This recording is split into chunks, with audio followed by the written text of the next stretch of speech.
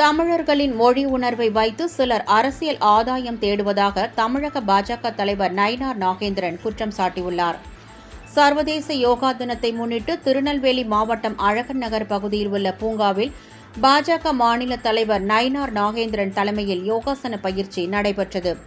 இதில் கட்சி நிர்வாகிகள், பொதுமக்கள் என ஏராளமானோர் பங்கேற்றனர்.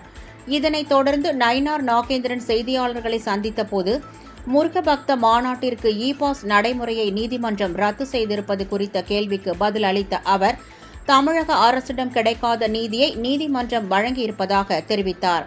மேலும் முருக பக்தர்கள் மாநாடு மிக சிறப்பான முறையில் ஏற்பாடு செய்யப்பட்டிருப்பதாகவும் இதில் 5 லட்சத்திற்கும் மேற்பட்டோர் பங்கேற்க இருப்பதாகவும் அவர் கூறினார்.